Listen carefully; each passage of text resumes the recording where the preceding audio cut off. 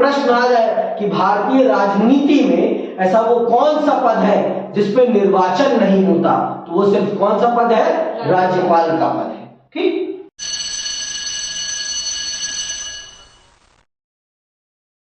अब हम चल रहे हैं केंद्र के द्वारा नियुक्त राज्यों में एक ऐसे पद पर चर्चा करने जो सबसे विवादास्पद है। उसकी नियुक्ति का कोई भी संवैधानिक प्रावधान नहीं है, मतलब है वो पद तो है संवैधानिक रूप से, लेकिन उसको नियुक्त करने की क्या प्रक्रिया होगी, इस प्रक्रिया के बारे में संविधान में कुछ भी नहीं बताया गया है। तो ये जो राज्यपाल होते हैं, अब हम चल रहे हैं राज्यपालों की भूमिका को समझने कि राज्यपालों की क्या भूमिका है और राज्यपाल किस प्रकार से संघवाद में केंद्र की सत्ता को मजबूत करते हैं, केंद्र की सत्ता को मजबूत करते हैं आपके राज्यों में, और राज्यों को किस प्रकार से केंद्र के नियंत्रण में रखने में मदद प्रदान करते हैं केंद्र को। तो चल रहे हैं हम उनको समझने। आप सब जानते हैं कि भारत के राष्ट्रपति के बिना अनुमति के कोई भी विधेयक कानून नहीं बन सकता। आपकी राष्ट्रीय विधायिका कोई भी आपका बिल पास करती है, कोई भी विधेयक बनाती है या कुछ भी होता है, ड्राफ्ट होता है, वो तब तक कानून नहीं बनता जब तक उस पर आपके महामहिम राष्ट्रपति के सिग्नेचर ना हो। तो उसी प्रकार से सेम स्थिति में राज्यों में कौन होता है? राज्यपाल। राज्यपाल की स्वीकृति के बिना आपकी राज्य विधानसभाओं में पास होने वाले विधेयक कानून नहीं बन सकते हैं जब तक उनके अंतिम हस्ताक्षर नहीं होते।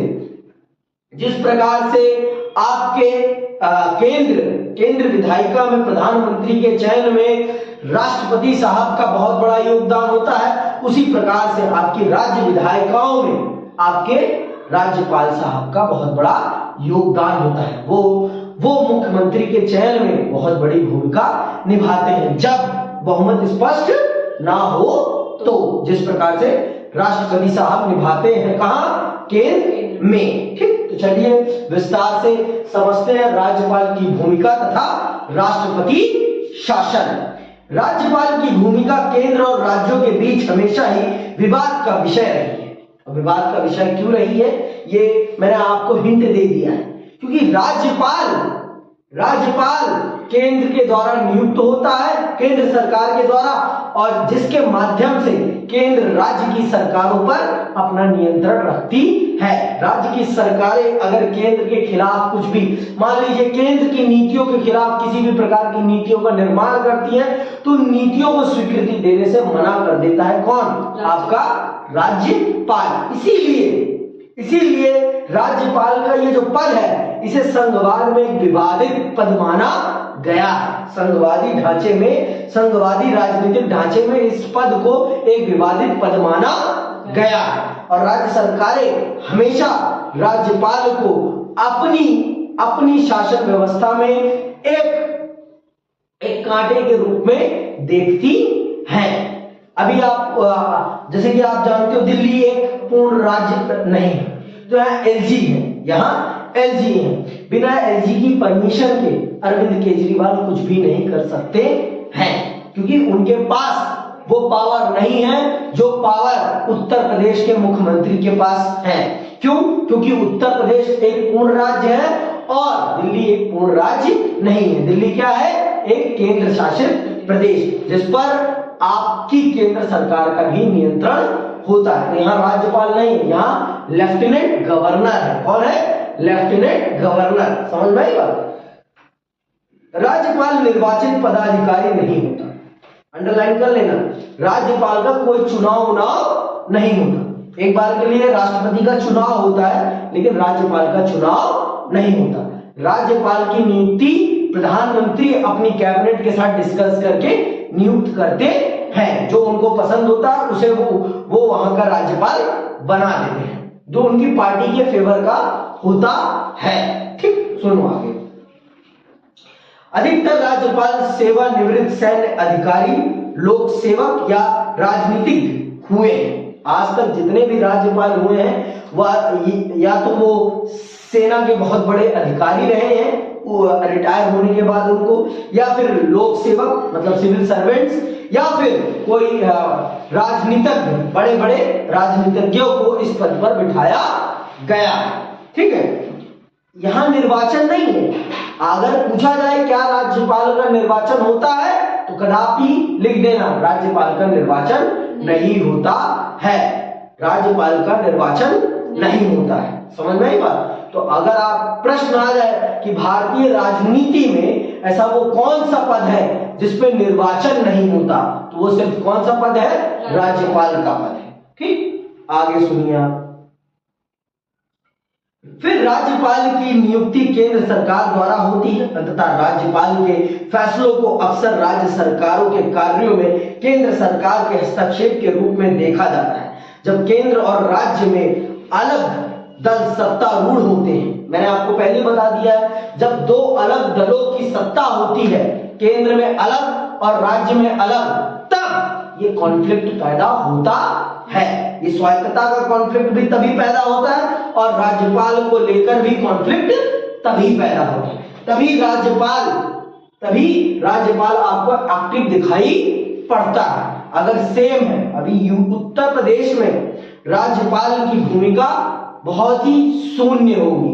क्यों? क्योंकि उत्तर प्रदेश में जो केंद्र में सत्ता है वही राज्य में सत्ता है, तो इसीलिए वहां का जो राज्यपाल है, वहां की जो राज्यपाल है वो उतना इंटरफेरेंस नहीं करेंगी सरकार के मामलों में। लेकिन जहां विपक्ष है, जैसे हिमाचल है, हिमाचल में विपक्ष की सरकार है और वहां के जो राज्यपाल होंगे उन्हें जो लगेगा कि ये केंद्र सरकार की नीतियों के खिलाफ है या केंद्र सरकार से ये आगे चलकर नीतियां बना रहे हैं, तो वहां पर वो इंटरफेरेंस जरूर करेंगे। जहां पर क्या? विपक्ष की सरकार होगी। ये आज का नहीं है, ये हमेशा से रहा। जब कांग्रेस केंद्र में थी तो कांग्रेस भी ऐसे कॉन्फ्लिक्ट पैदा करती थी अपनी विपक्षी पार्टियों के सामने। ये आज का नहीं है, ये पुराना खेल है और ये खेल हमेशा से चला आ रहा है। अगर केंद्र को लगता है कि ये सरकार उनकी सत्ता को लंबे समय के लिए चुनौती दे देगी, तो राज्यपाल को कहकर उस सरकार को ही गिरवा दिया जाता है कि राज्यपाल से ये सिफारिश करवा दी जाती है राष्ट्रपति साहब को कि ये सरकार राज्य के कानून व्यवस्था का नियंत्रण सही ढंग से नहीं कर pा रही है, कृपया इसकी विधानसभा को भंग किया जाए और यहाँ पर राष्ट्रपति शासन लगाया जाए। समझ में आई बात? तो इस प्रकार से राज्यपाल का पद बहुत ही ज्यादा विवादित पद बन जाता है। ठीक, आगे सुनिए आप। जब केंद्र और राज्यों में अलग दल सत्तारूढ़ होते हैं तब राज्यपाल की भूमिका और विवादास्पद हो जाती है। केंद्र राज्य संबंधों से जुड़े मसलों की पड़ताल के लिए केंद्र सरकार द्वारा 1983 में एक आयोग बनाया गया। इस आयोग की सरकारिया आयोग है। इस आयोग को कौन सा आयोग कहा जाता है? सरकारिया आयोग के नाम से जाना जाता है। इस आयोग ने 1998 में अपनी रिपोर्ट में यह सिफारिश की थी कि राज्यपालों की नियुक्ति अनिवार्य तथा निष्पक्ष होकर की जानी चाहिए। नियुक्ति अनिवार्य और निष्पक्ष होकर की जानी चाहिए, लेकिन ऐसा होता नहीं है। आपके ये जो राज्यपाल होते हैं इनकी नियुक्ति कभी भी विवादों से परे नहीं होती। इनकी नियुक्ति सदैव विवादों से ग्रसित होती है और आप ये देखेंगी कि जितने भी आज तक राज्यपाल बने हैं वो जो केंद्र में सत्ता रही है उस सत्ता के फेवर वाले होते हैं। हमेशा से यही होता है कि राज्यों में जो भी राज्यपाल होते हैं वो सभी के सभी केंद्र सरकार की मेंटेलिटी से मेल खाते व्यक्ति होते हैं, तभी उनको वो पद प्रदान किया जाता है। कोई राज्यपाल छोटा पद नहीं है, बहुत बड़ा पद होता है। मुख्यमंत्री से बड़ा पद होता है राज्यपाल का उस राज्य में। बिना उसकी मर्जी से विधानसभा जो जनता के द्वारा चुनकर आई है उसके फैसलों को रोक सकता है कौन? आपका राज्यपाल।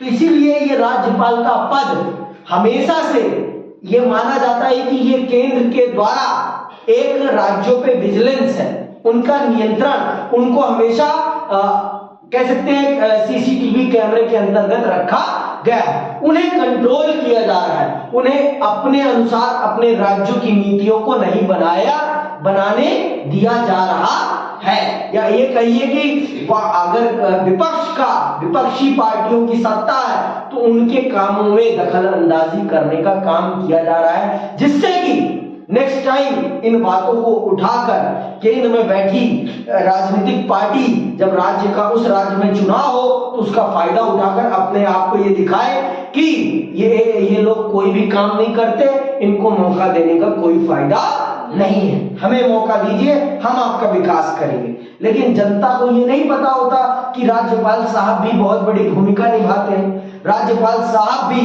किस प्रकार के गुल खिलाते हैं, केंद्र सरकार के कहने पर राज्य सरकार के काम में किस प्रकार की दखल अंदाजी करते हैं, ये सबको नहीं पता। सबको क्यों नहीं पता? क्योंकि सब आर्ट्स के विषयों को बहुत ही मामूली विषय समझते हैं, और यही वो विषय है जो सारी चीजों को नियंत्रण करता है। इसे जो समझ लेता है ना, वो देश को समझ लेता है, देश की रीढ़ को समझ लेता है, और जो देश की रीढ़ को समझ लेता है उसे पता होता है कि कौन सी राजनीतिक दल क्या कर रहा है, क्या वो देश के हित में काम कर रहा है या देश के विपरीत काम कर रहा है, उसे पता चल जाता है। ठीक, आगे सुनिए। एक और कारण से राज्यपाल की शक्ति और भूमिका विवादास्पद हो जाती है।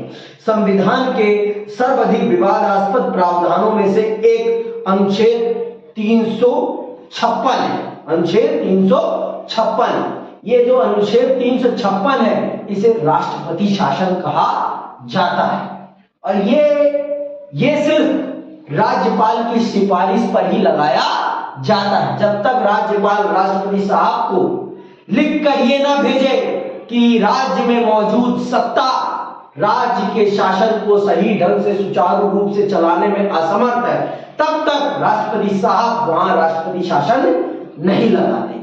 तो राज्यपाल की बहुत बड़ी भूमिका होती है किसमें? आपके राष्ट्रपति शासन के लगने में किसी भी लोकतांत्रिक सरकार को समय से पहले गिराने में आपके राज्यपाल साहब की बहुत बड़ी भूमिका होती है। हमारे देश में एक सरकार का समय काल कितना निर्धारित किया गया है? 5 साल। एक चुनी हुई सरकार हमारे ऊपर शासन कितने वर्षों के लिए करेगी? 5 साल। लेकिन अगर राज्यपाल साहब चाह लें कि सरकार को मुझे 5 साल से पहले गिराना है, तो वो राष्ट्रपति साहब को एक पत्र लिख देंगे और उसमें कह देंगे कि ये सरकार संवैधानिक प्रावधानों के विपरीत जाकर अपनी सरकार चला रही है, जिस कारण से मैं आपसे अनुरोध करता हूं कि इस सरकार को बर्खास्त किया जाए अथवा यहां पर राष्ट्रपति शासन लगाया जाए।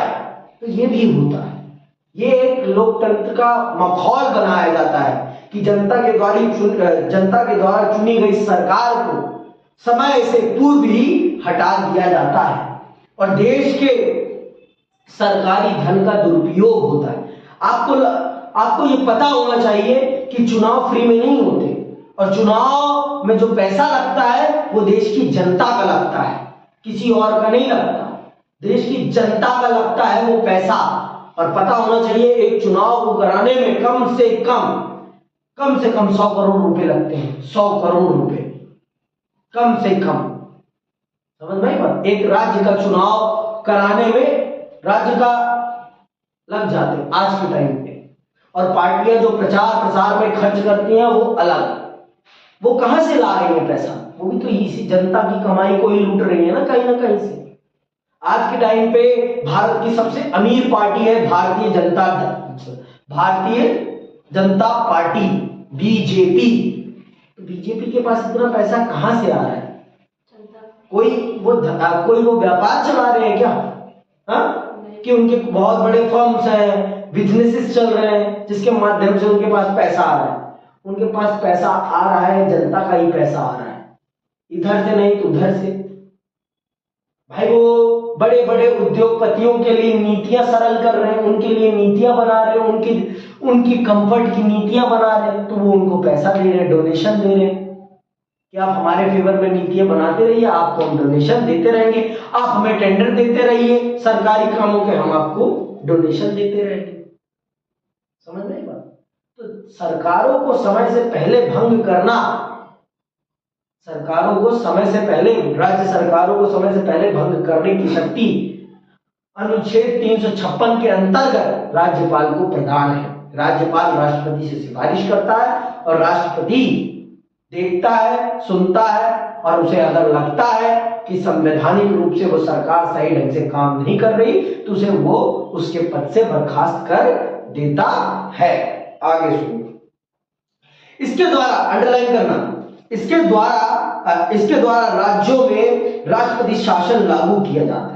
इस प्रावधान को किसी राज्य में तब लागू करते हैं जब ऐसी स्थिति उत्पन्न हो गई हो कि उस राज्य का शासन इस संविधान के उपबंधों के अनुसार नहीं चलाया जा सकता।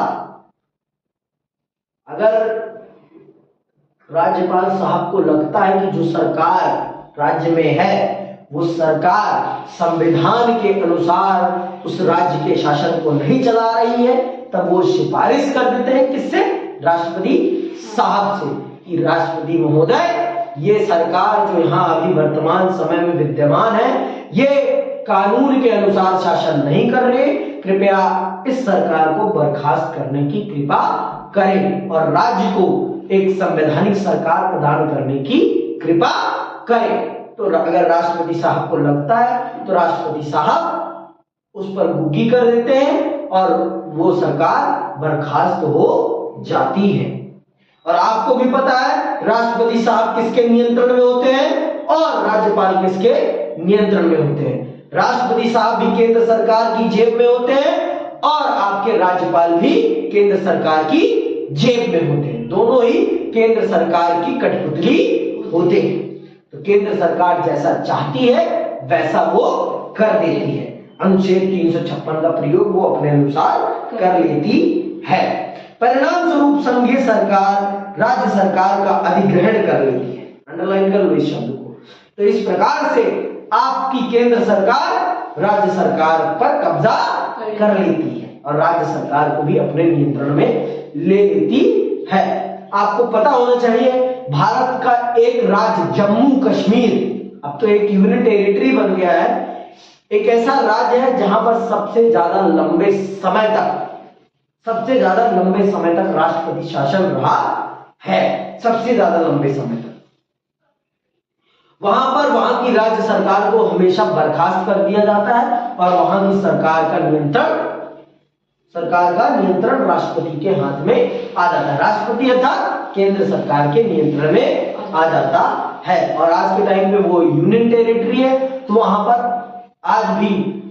भी अभी तो सीधे तौर पर वो केंद्र सरकार के अंतर्गत ही है। वहां पर गवर्नर है, उनके द्वारा केंद्र सरकार ही उसे नियंत्रण करती है।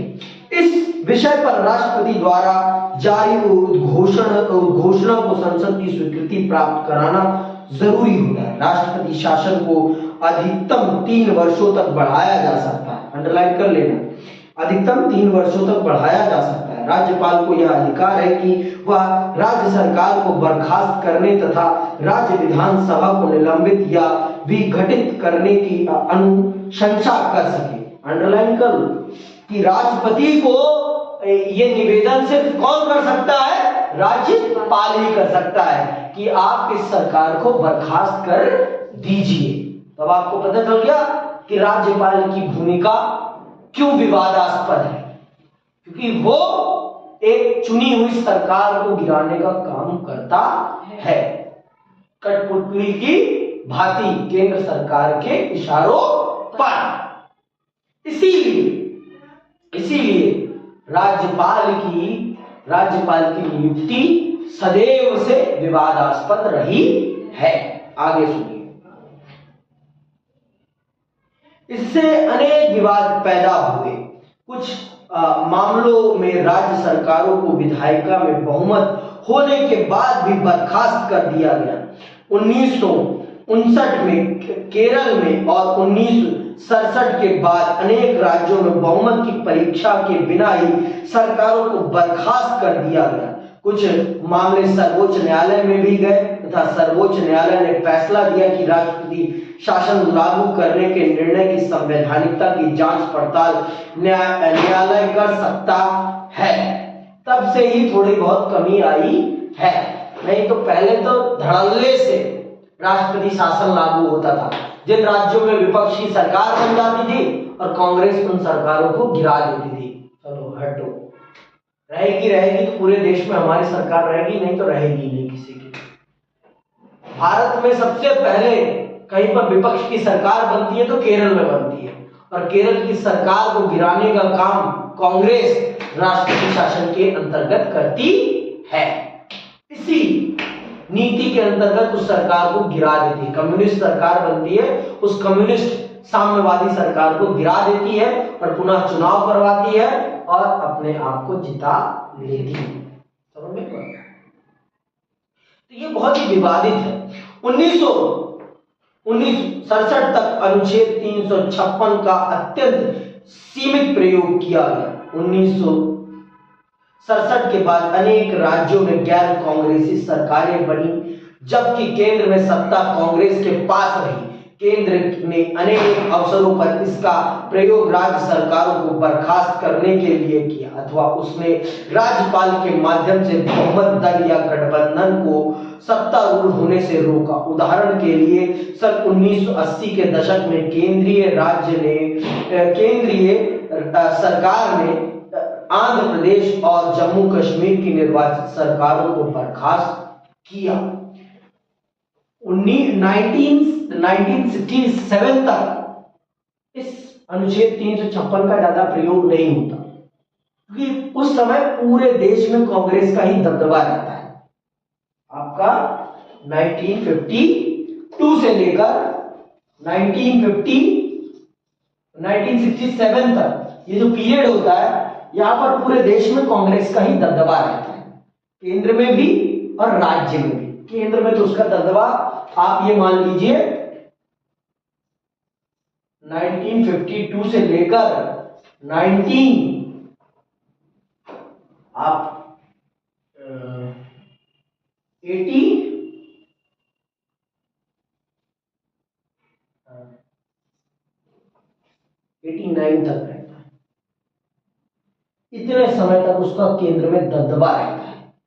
एक छोटे समय काल के लिए जनता दल की सरकार बनती है। जनता दल की सरकार बनती है आपकी 1997 से 1977 से लेकर 1979 तक के लिए, बस। नहीं तो यहां से लेकर यहां तक केंद्र में सिर्फ कांग्रेस का ही दबदबा रहता है, कांग्रेस ही कांग्रेस। लेकिन जिन राज्यों में उसके खिलाफ सरकारें बनती हैं 1967 के बाद, वहां की सरकारों को गिराने के लिए आपकी केंद्र सरकार इस अनुच्छेद का खूब प्रयोग करती है, खूब प्रयोग दबा के, और उन सरकारों को बर्खास्त कर देती है। तो फिर आपकी सर्वोच्च न्यायालय को इस चीज में दखल देना पड़ता है और फिर इस प्रकार की गतिविधियों में थोड़ा सा विराम लगता है। नहीं तो ये गतिविधियां निर्विरोध तरीके से चल रही थी। समझ में बात? और आज भी ऐसा ही है, आज भी कुछ अलग नहीं है। आज भी जहां केंद्र सरकार, आज तो अलग अलग फॉर्मूला बना लिया गया है।